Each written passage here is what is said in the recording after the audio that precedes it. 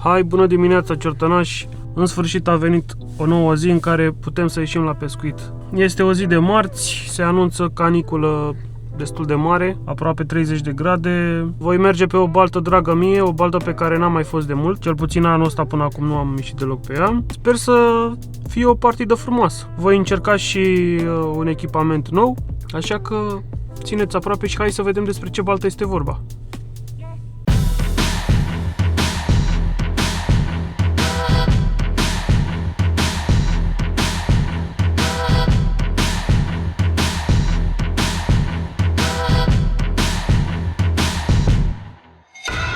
Iată, ne-a ajuns și pe balta Piteasca 2, aceasta era balta.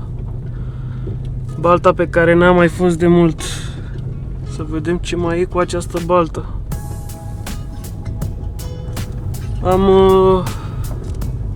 Am ales să pescuiesc astăzi pe un stand pe care n-am mai fost până acum. N-am mai pescuit niciodată. Este chiar ultimul stand, standul 43 dacă nu mă înșel. Să vedem ce ne va rezerva acest stand. Se anunță o zi cu căldură.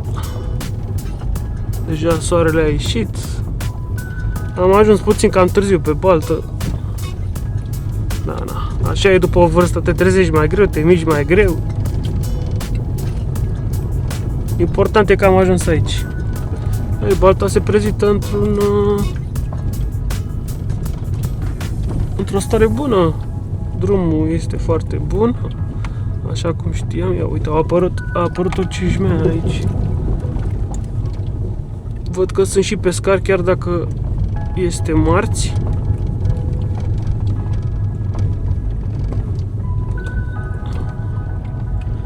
Da. E bine că nu bate vântul foarte tare, adică ușor, poate mai târziu. Uite, lumea deja a început să scoată minciogul, deci e activitate. Ia uite, cișmele, foișoare, frumos.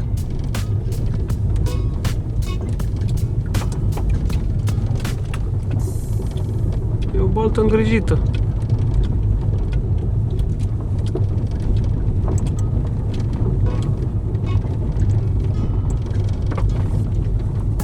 Interesant asta cu robineții. Acum nu știu dacă funcționează, dar bănuiesc că funcționează.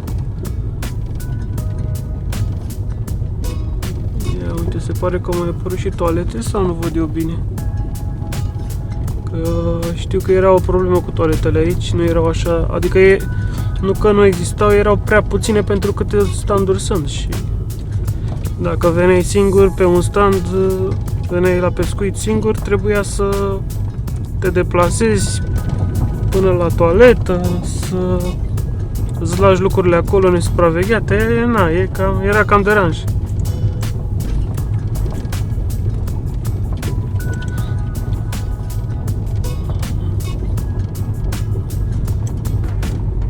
Îmi place balta, cum se prezintă.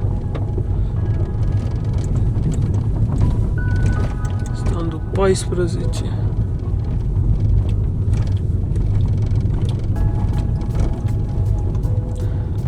Am ales să pescuiesc pe ultimul loc și pe lângă faptul că n-am mai pescuit niciodată pe el și că am vrut așa să fac o trecere de la un cap la altul la bălții, să văd ce s-a mai schimbat, dacă s-a mai schimbat ceva. Aparent s-au mai schimbat lucruri.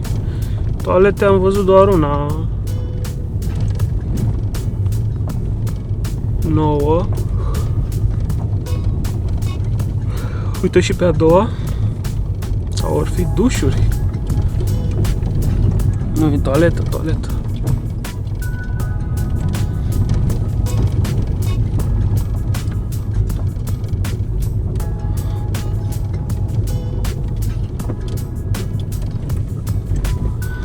Am ajuns pe standul 24. Uite, e standul 25, unul din standurile mele preferate. E ceva lume. Bine, nu e plină, dar e ceva lume.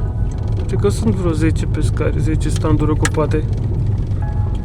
Ia să vedem dacă voi avea vecini pe lângă mine. Da, uite, Ucraina la pescuit.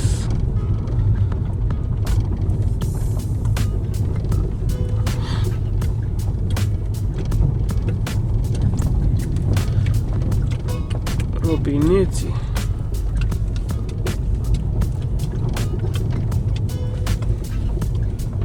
Hai că ne apropiem și de destinația finală. Standul 30. Uite, pe 31 aici cred că o să pescuiesc pe viitor. Știu că e un stand bun. Ia uite încă o toaletă. Băi, da, s-au mai făcut investiții. Felicitări, Piteasca 2.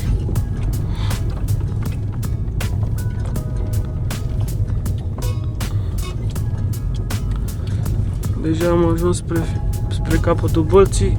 Nu par așa mulți pescari să fie. O să vedem dacă sunt și pe capăt.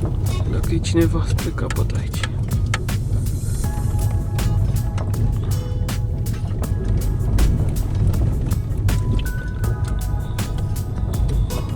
Da, este cineva. Opa, Gropăneșu.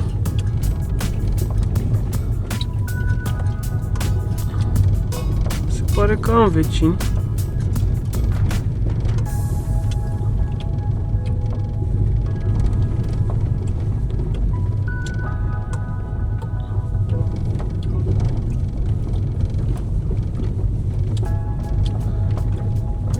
Avem vecini.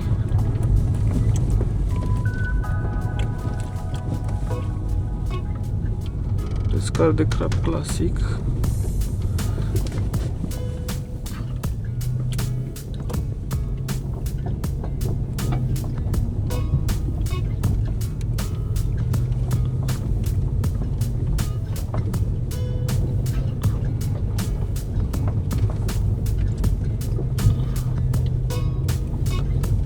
Standul 43.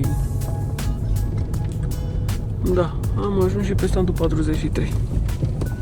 Să întoarcem Ferrari. Am ajuns și pe Balta Piteasca 2. Pe ultimul stand, standul numărul 43. Haideți să vă arăt cam cum se prezintă standul ăsta. Standul arată cam așa. Scări betonate. Pentru cei care nu știu și nu au mai fost aici, eu deja mi-am permis să mă instalez. Mi-am cărat bagageria tot. Mi-am montat scaunul. Mi-am montat lanseta, mulineta, am pregătit nada, minciogul. M-am clipsat în malul opus. O să măsor imediat să vedem câți metri sunt până acolo. Și îi dăm bătaie să începem partida. Deja e târziu. Este 7:58. Am lălăit-o. Vecinii por să aibă activitate. Se plantează în dreapta mea. Este capă de baltă. Am văzut ceva activitate acolo, sărituri în față. Să vedem ce zice și domnul pește. Revenim. Astăzi am ales să folosesc un metod XXL de la Preston. Să car ceva mai multă nadă. O să folosesc clasicul rig pe spin. Am aici un wafter mic de 5 mm și un cărlic de 12. Nada este un mix de la Sensas și niște classic pele de 2 mm de la Dynamite Bait, aditivat cu concentrat din acela picant de la AMG, de la Mircea Gheran. Iar poponerele sunt acestea: Krill & Shrimp de 80 de 5, la cărliga mult de 5 de la Utopia. Mie îmi plac foarte mult cele de la Utopia.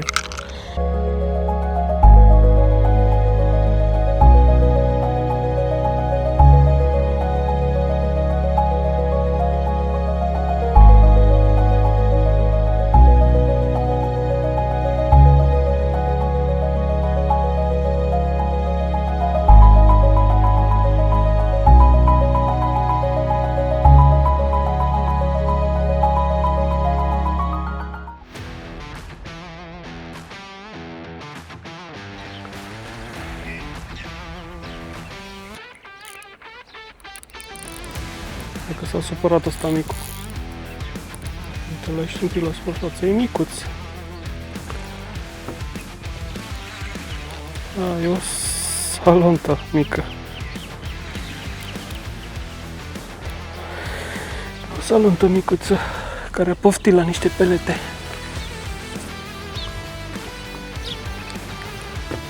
Hai, fetița. Cam la 2 kg jumate, 3.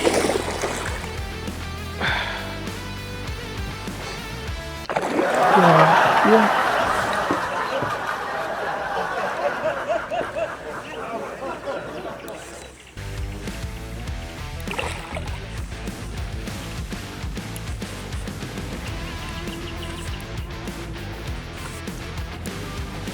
Ce gură mare ai!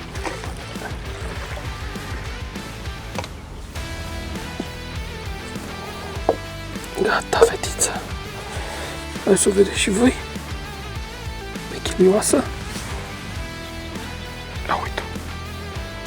Chiliuță! Hai la apă!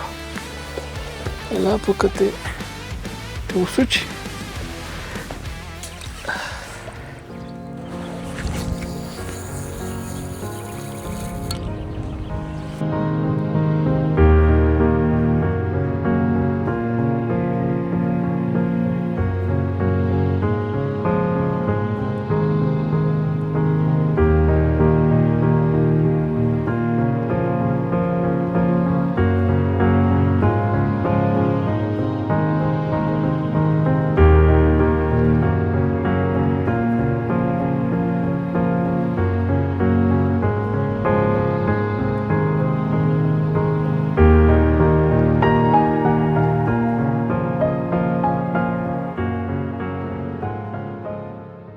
Ia de tensionat-o.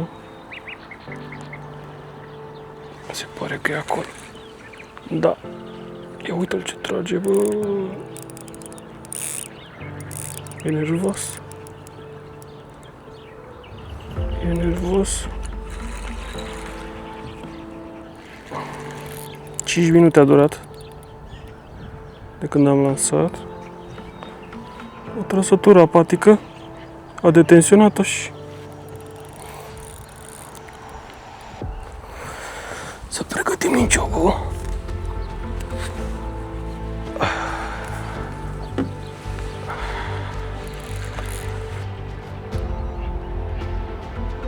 Hai, Vasile, hai! Hai! Uite, faci pe aici gălăgie, pe la mal, sperii pești.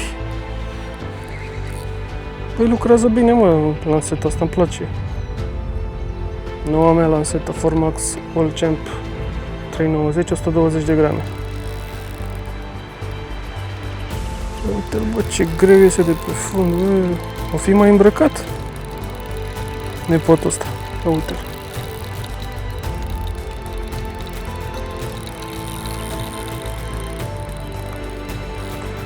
După peștele ăsta, după așa drill frumos, trebuie să desfacem o bere, un suc, ceva rece. Să ne hidratăm. Băi, s-ar putea să fie mai îmbrăcat decât mă așteptam. Luptător, băi, hai că se apropie de mal, dar nu pot să-l ridic să văd și eu ce e de capul lui. Să-i dăm o gură de aer mai întâi ca să bag și minciocul, ca să nu mă țină cu minciocul în mână o jumătate de oră. Oh, frumos, mă, frumos. Oh, nu e nimic deloc. E chiar mare. E chiar mare. Să vedem dacă intră aici. Să vedem dacă intră aici. Nu e că mai am de luptă cu asta. Asta mă lasă fără baterie la cameră. Asta vrea el. Cred că zice, bă, până mă scoți, ți se închide camera. Sunetul pe care vrea să-l audă orice pescar.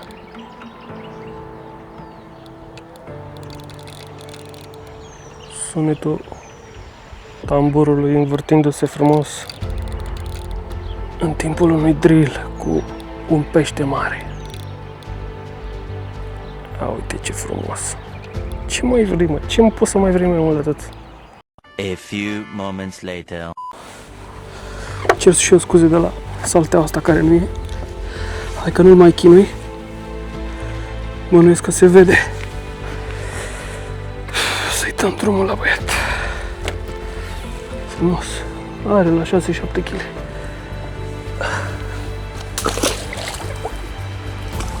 Du-te, Ric.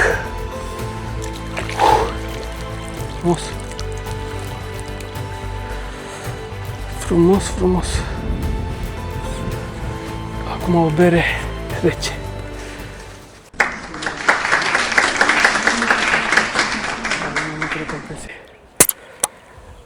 Doamne ajută.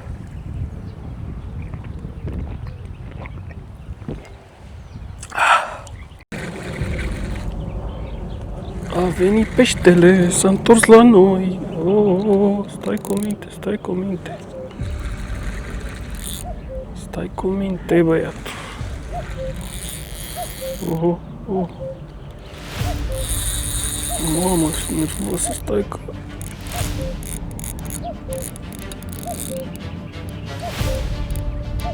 Bă, dar răi să mă.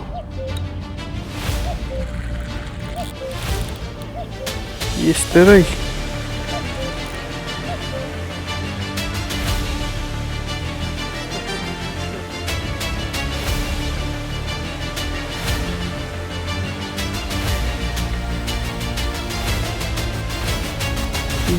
Dă și el din cap, mă. Dă și el din cap, mă.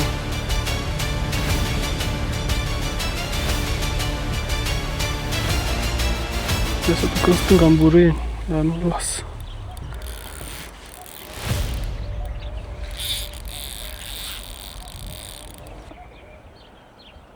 Uite-l, ia uite-l, și ăsta e frumos. Și ăsta e frumos. Băi, asta sunt frumos și trag la mine. Ce pot să zic despre lanseta asta? Achiziție foarte bună. O declar foarte mulțumit, e ușoară, lucrează foarte bine, amortizează suficient de bine șocurile.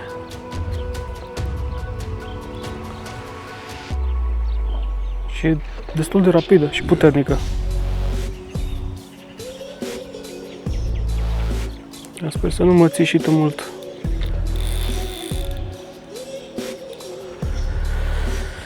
Hai să pregătim miciocul.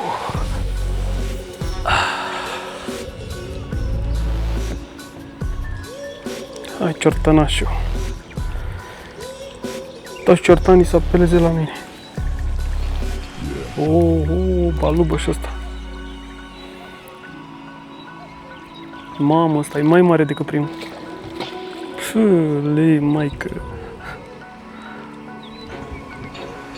Mi-am ales prost ziua în care să nu-mi iau nicio gola mare.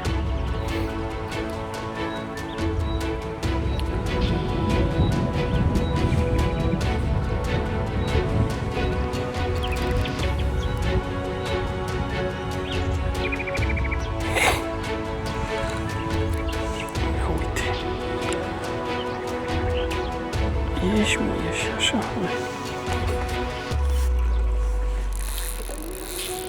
Dar ce mă ascultă? Oricum ăsta pare să cedeze un pic mai repede.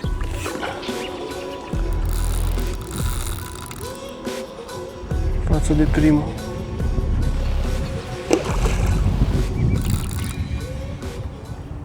Two hours later. Ia uite-l, ia uite-l.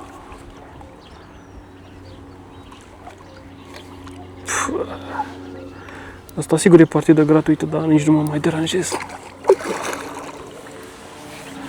Decât să stau să chinui peștele până vine, până în cutare. Dacă aveam un sling, dar lasă. Susținem economia. Asta are 10. 8-10, cam așa are, după cum îl văd. One eternity later. Hai să ieșim la poză.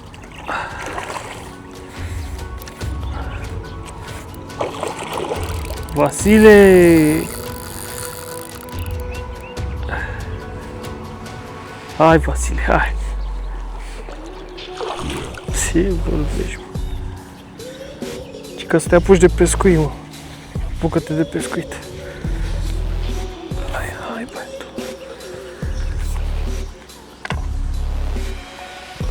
Gata. Ce vorbești?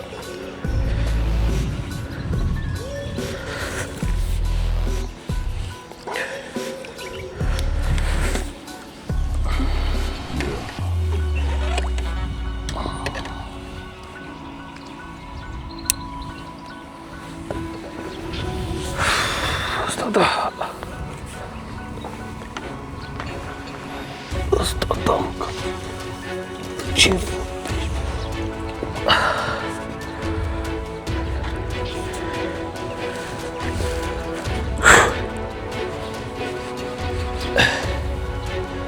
Asta e partidă gratis, da. Hai să schimbăm direcția. Să dăm drumul repede că...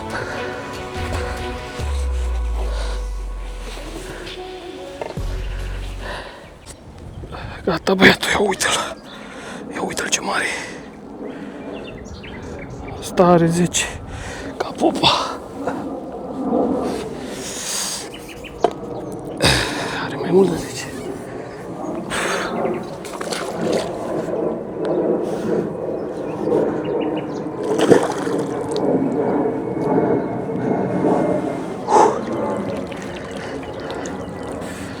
Chinuit un pic să scoți și cârligul din buză. Dar am reușit. Ah, frumos. Frumos. Am revenit pentru încheiere și pentru ultimele impresii. Stand foarte, foarte mișto. Îmi place, e liniștit. Nu ai distanțe foarte mari. Standurile nu sunt foarte apropiate aici spre capăt. Și pare că peștele stă întotdeauna, de cele mai multe ori de fapt, pe capăt. Așa a fost și astăzi. Vecinii mei au prins foarte bine, bine-i pescuiți la crab clasic și au mai multe lansete. Dar și eu mă pot declara destul de mulțumit. Am reușit să aduc la mal 3 crapi, 2, după cum i-ați putut vedea și voi, foarte frumoși, unul sărit de 10 kg, niște drill-uri pe cinste cu ei. Acum urmează partea cea mai urâtă, strânsul bagajeriei. Ne apucăm ușor, le strângem, mai trag cu coada ochiului că lanseta încă e în apă, scot și lanseta și, ce să zic, a răspuns destul de bine. Peștele, la nada pe care am pregătit-o, am pescuit mai mult cu pelete, dar și cu nadă. Am avut un amestec de la Sensas, niște sweet fish meal, cu niște Carpix atractant și și niște peleți de la Dynamite. Cam asta a fost. Nici n-am consumat foarte multă nadă. Peleții am terminat în schimb. Na, cu asta am pescuit. Standul l-ați văzut și voi. O să mai revin probabil pe standul ăsta. Una peste alta a fost o partidă frumoasă. Plecăm puțin mai devreme acasă că mai avem și treburi. Și ce să zic, aveți grijă de voi și până data viitoare, vă pupă ciortănașul.